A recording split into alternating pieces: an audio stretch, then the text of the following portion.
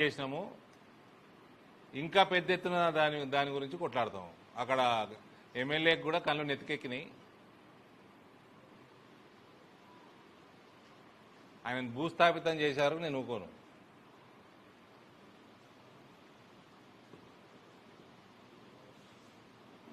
మళ్ళీ కూడా వాళ్ళ చెల్లెలకి ఆయన కొత్త పార్టీ పెట్టుకోవాలి. అర్థం కావద్దు, రాజకీయము ప్రపంచం అర్థం కాకుండా చేస్తాం. మళ్ళా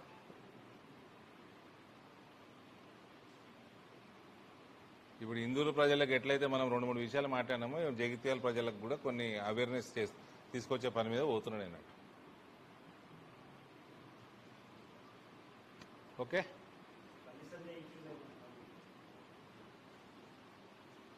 చట్టం ఎవరికి చుట్టం కాదు.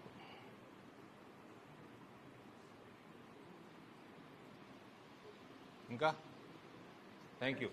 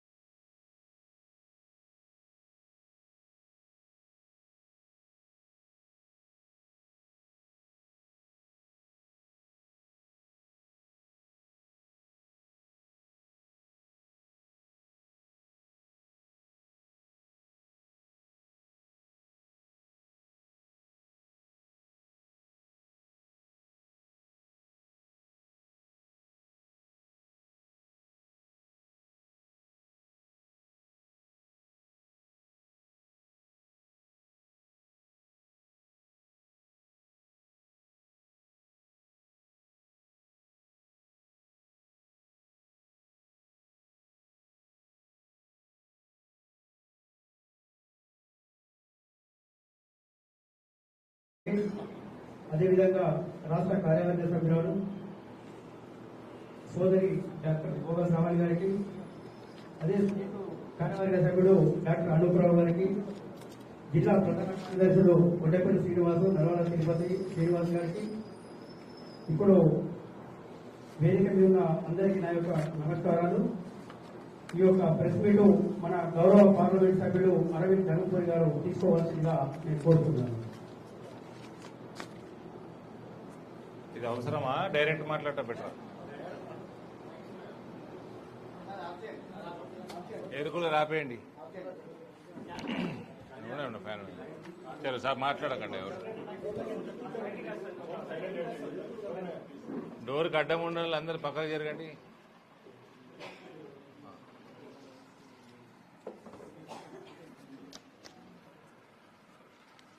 మీడియా మిత్రులందరికీ కూడా నమస్కారం.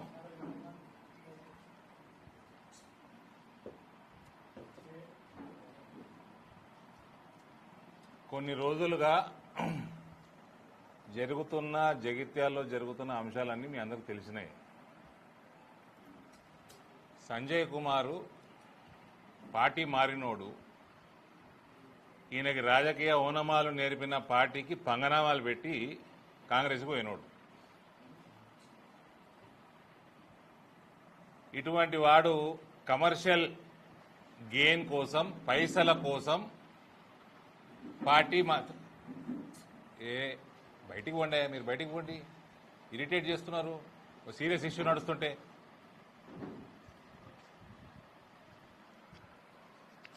సీరియస్నెస్ లేకపోతే బయటికి పోండి. ఎవరు పేరు పెట్టి పిలవాల్సి వస్తుంది. నేను యాదగిరి బాబిట్రా,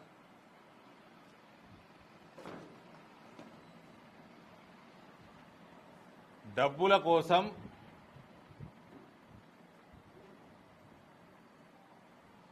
నీకు పొలిటికల్ బర్త్నిచ్చిన పార్టీని మోసగించినోను. నీకంటే చెండాలుడు ఎవడు ఉండడు. పార్టీ మారడం తప్పు కాదు, రాజీనామా చేసి పోవాలి, మళ్ళీ ఎలక్షన్కి పోవాలి. జగిత్యాల ప్రజలు మొత్తము ఓటర్లందరికీ మోసం చేసినావు నేను. ఫస్ట్ బేసిక్ ఎథిక్స్ లేని మనిషివి నువ్వు జగిత్యాల ప్రజలకు మంచి చేస్తావంటే జగిత్యాల్లో ఉన్న ఓటర్లు పక్కన పెట్టండి, కుక్కలు కూడా నమ్మవు ఇయ్యాలంటున్నాడు. నేను ఇదివరకే చెప్పిన, ఈయన కేంద్రీయ విద్యాలయాన్ని కాంప్లికేట్ చేస్తున్నాడు. ఆయనకు సంబంధించిన జాగాలు ఎక్కడో ఏమున్నాయో వాళ్ళ చుట్టాలకు ఉన్నాయా, ఎవరికి ఉన్నాయా, అక్కడికి తీసుకుపోవాలన్న ప్లాన్ తోటి ఒకరోజు నాకు ఫోన్ కూడా చేసిండు. ఆబ్వియస్ గా నాకు జగిత్యాల గల్లీ నాకు పరిచయం లేదు.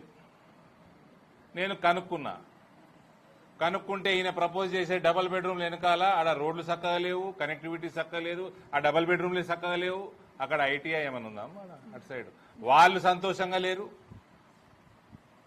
కాబట్టి నేను అట్లా కుదరదండి, మాకు ప్రపోజల్ ఉంది, చెల్లగల్లు డే స్కాలర్ స్కూళ్ళు రోజు పొద్దున తల్లిదండ్రి వదిలేసి సాయంత్రం పిల్లగాళ్ళని తెచ్చుకుంటారు, 2 సార్లు తిరుగుతారు.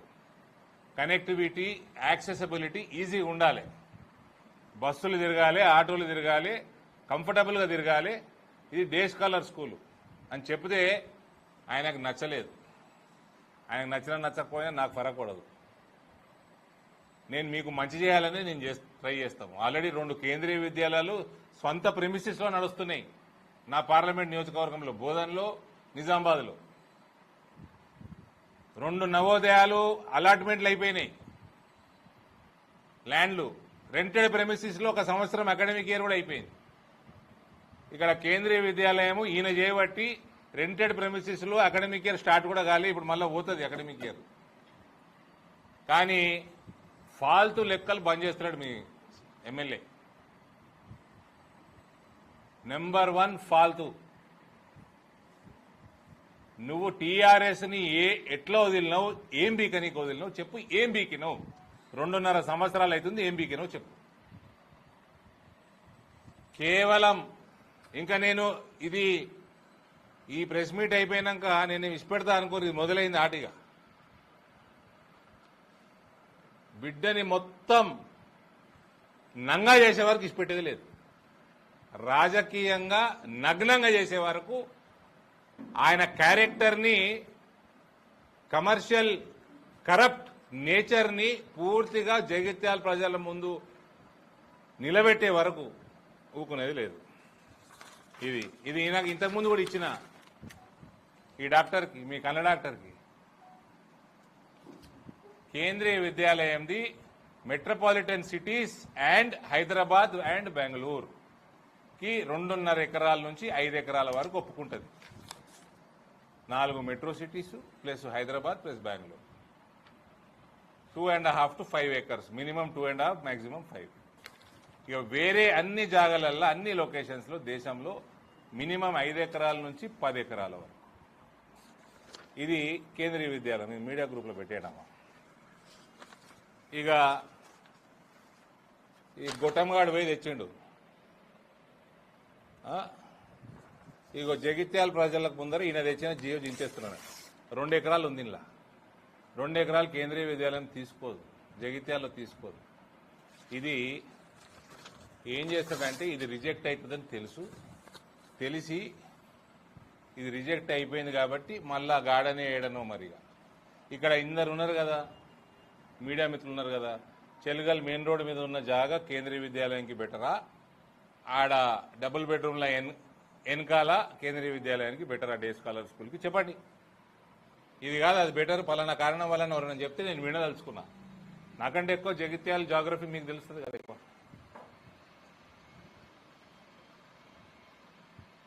ఈయన ప్రపోజ్ ఒక రెసిడెన్షియల్ స్కూల్ తెచ్చాడు. రెసిడెన్షియల్ స్కూలు 4 కిలోమీటర్ల దూరము. ఒక డే స్కాలర్ కంటే డే స్కాలర్కి ప్రజలకు సౌకర్యంగా ఉండాలన్నా, రెసిడెన్షియల్ ఎక్కువ సౌకర్యంగా ఉండాలి? చిన్న పోరాడిని అడిగినా, మొలిగాని అడిగినా చెప్తాడు. రెసిడెన్షియల్ స్కూల్లో ఉంటే వారానికి ఒక్కసారి తల్లిదండ్రులు రావచ్చు, డే స్కాలర్ అయితే పొద్దున ఒకసారి సాయంత్రం ఒకసారి పోవాలి. రోజు పిల్లగాడు పొద్దున పోవాలి, సాయంత్రం రావాలి. రెసిడెన్షియల్ అంటే మా అంటే వారానికి ఒకసారి వస్తుంది. ఇది ఆయన తెచ్చేది లేదు, కట్టేది లేదు. ఏదో వీడియో క్లిప్ ఉన్నదమ్మా, అది పెట్టు. ఈయన టెండర్లు పిలిచేసారు ఆల్రెడీ అన్నాడు, అది పెట్టు సార్.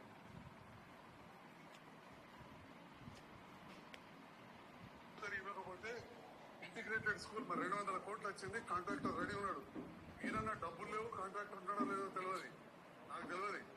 కానీ ఇంటిగ్రేటెడ్ స్కూల్ కాంట్రాక్టర్ నా చుట్టూ తిరుగుతున్నాడు.